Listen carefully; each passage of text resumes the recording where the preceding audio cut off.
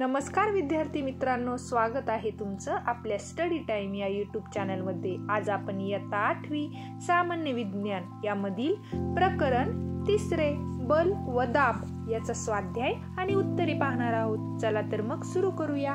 प्रश्न पहिला आहे, रिकाम्या जागी योग्य शब्द लिहा। त्यामध्ये एसआय पद्धतीत बलाचे एकक रिकामी जागा हे आहे आणि याचं उत्तर आहे एसआय पद्धतीत बलाचे एकक न्यूटन हे आहे।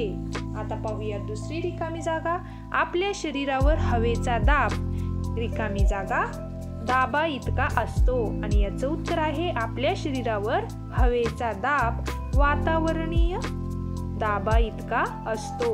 पुढचं ई आहे, एखाद्या वस्तू करता वेगवेगळ्या रिकामी जागा द्रवात प्लावक बल रिकामी जागा असते आणि इथे उत्तर आहे एखाद्या वस्तू करिता वेगवेगळ्या घनतेच्या द्रवात प्लावक बल भिन्न असते, हे होतं उत्तर। आता पाहूया ई, दाबाचे एसआय पद्धतीतील एकक रिकामी जागा आहे आणि याचं उत्तर आहे दाबाचे एसआय पद्धतीतील एकक न्यूटन पर मीटर स्क्वेअर हे आहे। हे होते आपला प्रश्न पहिला, रिकामी जागा भरा। आता पाहूया प्रश्न दुसरा, सांगा पाहू माझा जोडीदार। यामधील अ गट मधील ब गटाशी जोड्या लावायच्या आहे। पहिला आहे द्रायू आणि याचं उत्तर आहे सर्व दिशांना सारखा दाब उ, ही जोडी बरोबर आहे। दुसरा आहे धार नसलेली सुरी, याचं उत्तर आहे कमी दाब। तिसरा आहे अणकुचीदार सुई, याचं उत्तर आहे जास्त दाब, अ हा पर्याय बरोबर आहे। चौथा आहे सापेक्ष घनता, याचं उत्तर विशिष्ट गुरुत्व, ई हे आहे याची जोडी। आणि पाचवा आहे हेक्टोपास्कल, याचं उत्तर आहे वातावरणीय दाब। ह्या होत्या आपल्या जोड्या लावा। आता पाहूया पुढचा प्रश्न। त्याआधी मित्रांनो, चॅनलवर नवीन असाल तर चॅनलला सबस्क्राईब करायला विसरू नका आणि एक लाईक नक्की करा। प्रश्न तिसरा आहे, खालील प्रश्नांची थोडक्यात उत्तरे लिहा। त्यामधील अ आहे, पाण्याखाली प्लॅस्टिकचा ठोकळा सोडून दिला तो पाण्यात बुडेल की पाण्याच्या पृष्ठभागावर येईल, कारण लिहा। आणि आता याचं आपण कारण पाहूया। याचं उत्तर, प्लॅस्टिकचा ठोकळा पाण्यात बुडेल की पाण्याच्या पृष्ठभागावर येईल हे त्याचे वजन व त्यावर कार्य करणारे पाण्याचे प्लावक बल यावर अवलंबून आहे। प्लॅस्टिकच्या ठोकळ्याचे वजन त्यावर कार्य करणाऱ्या प्लावक बलापेक्षा जास्त असेल तर तो ठोकळा पाण्यात बुडेल, पण वजन कमी असेल तर तो ठोकळा पाण्याच्या पृष्ठभागावर तरंगत राहील। आणि जर ठोकळ्याचे वजन व प्लावक बल समान असेल तर तो ठोकळा पाण्याच्या पृष्ठभागावर तरंगत राहील।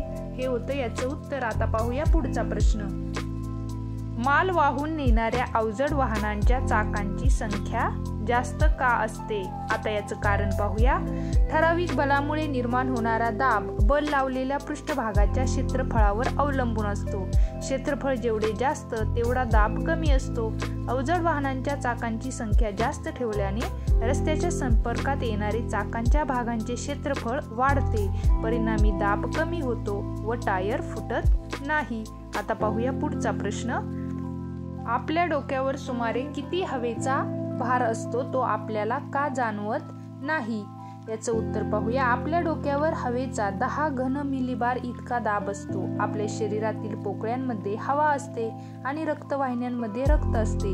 यांचा दाब वातावरणाच्या दाबाच्या विरुद्ध दिशेने क्रिया करीत असतो व तो त्याला संतुलित करतो। त्यामुळे हवेचा दाब म्हणजेच भार प्रचंड असूनही त्याचा परिणाम आपल्याला जाणवत नाही। हे होतं आपलं ई या प्रश्नाचं उत्तर। आता आपण पुढचा प्रश्न पाहणार आहोत, असे का घडते? प्रश्न चौथा आहे। त्यामधील अ हा उपप्रश्न आहे, समुद्राच्या पाण्यापेक्षा गोड्या पाण्यात जहाज अधिक खोलीपर्यंत बुडते आणि याचं उत्तर आहे वस्तूवरील प्लावक बल द्रायूच्या घनतेशी समानुपाती असते। गोड्या पाण्याची घनता समुद्राच्या पाण्याच्या घनतेपेक्षा कमी असते, परिणामी गोड्या पाण्यात जहाजावर प्रयुक्त झालेले प्लावक बल कमी असते, म्हणून ते गोड्या पाण्यात अधिक खोलपर्यंत बुडते। आता पाहूया आ, धारदार चाकूने फळे सहज कापता येतात, असं का घडतं? याचं उत्तर पाहू। आपल्या हातामुळे निर्माण झालेले बल चाकूमुळे फळावर कार्य करते। क्षेत्रफळ जेवढे कमी तेवढा दाब वाढतो। चाकू धारदार असल्यास हे बल कमी क्षेत्रफळावर कार्य करते, परिणामी कापण्याची क्रिया सहज करता येते.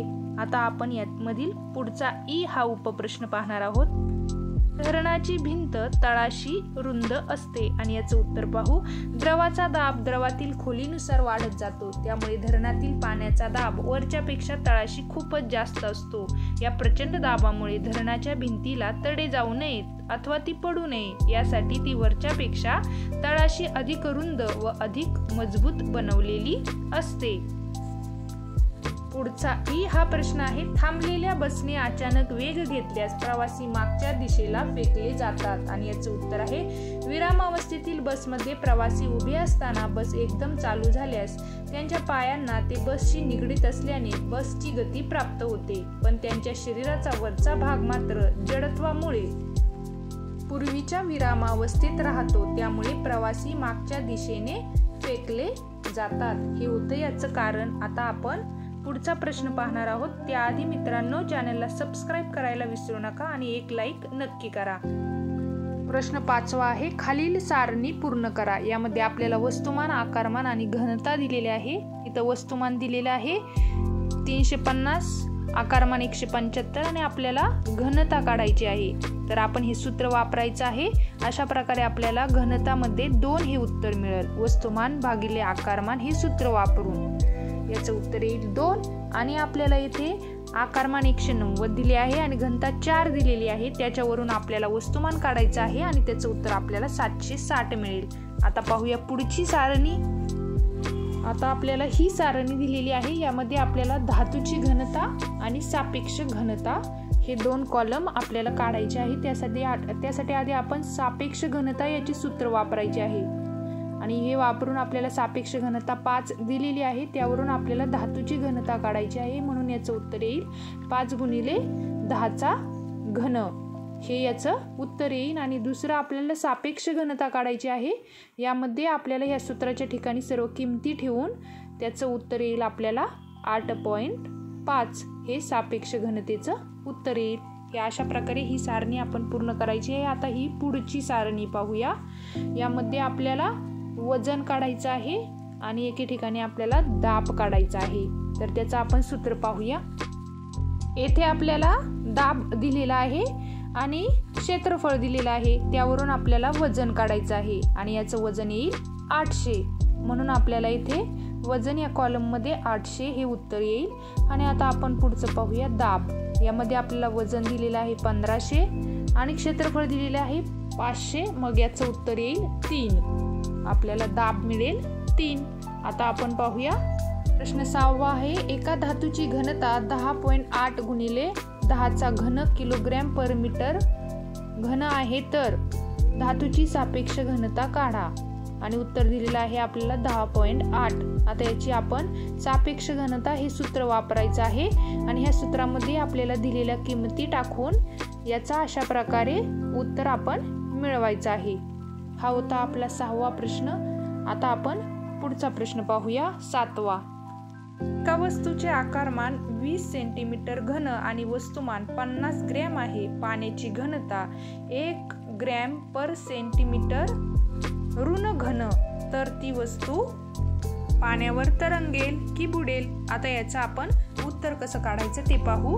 वस्तूची घनता बरोबर वस्तुमान भागिले आकारमान. या ठिकाणी आपल्याला किमती दिलेली आहे, त्या आपण किमती टाकून 50 ग्रॅम भागिले 20 सेंटीमीटर घन हे आपण त्या ठिकाणी किमती टाकल्यावर आपल्याला उत्तर मिळेल 50 भागिले 20चं उत्तर मिळेल आपल्याला 2.5 ग्रॅम पर सेंटीमीटर घन हे उत्तर मिळेल. आणि आपल्याला पाण्याची घनता तर दिलेलीच आहे, म्हणजेच अर्थात वस्तूची घनता पाण्याच्या घनतेपेक्षा जास्त आहे, म्हणून वस्तू पाण्यात बुडेल. हे आहे आपल्या या प्रश्नाचं उत्तर.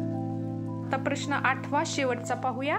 एका 500 ग्रॅम वस्तुमानाच्या प्लॅस्टिक आवरणाने बंद केलेल्या खोक्याचे आकारमान 350 पर सेंटीमीटर घन इतके आहे. पाण्याची घनता 1 ग्रॅम पर सेंटीमीटर ऋण घन असेल तर खोके पाण्यावर तरंगेल की बुडेल. खोक्याने बाजूस सारलेल्या पाण्याची वस्तुमान किती असेल? आणि आता आपल्याला याचं उत्तर काढायचं आहे. खोक्याची घनता काढण्यासाठी आपल्याला हे सूत्र वापरून त्याआधी आपल्याला पाण्याची घनता काढायची आहे. आता अर्थात खोक्याची घनता पाण्याच्या घनतेपेक्षा जास्त असल्यामुळे ते बुडेल, हे आपलं उत्तर मिळेल. आणि मग आपल्याला त्यानुसार आपल्याला पाण्याचे, आता खोके स्वतःच्या आकारमाना एवढे पाणी उत्सारेल म्हणून आता खोक्याने बाजूला सारलेल्या पाण्याचे वस्तुमान काढायचे आहे. त्यासाठी खोक्याचे आकारमान गुणिले पाण्याची घनता हे सूत्र वापरून आपल्याला त्याचं उत्तर मिळेल 350 ग्रॅम, हे याचं उत्तर आहे. अशा प्रकारे मित्रांनो हे उदाहरण आपण सूत्रानुसार सोडवायचं आहे आणि आपला स्वाध्याय येथेच संपलेला आहे. परत भेटू नवीन स्वाध्यायात. तोपर्यंत आपल्या स्टडी टाइम या यूट्यूब चॅनलला लाईक, शेअर आणि सबस्क्राईब करायला विसरू नका. धन्यवाद.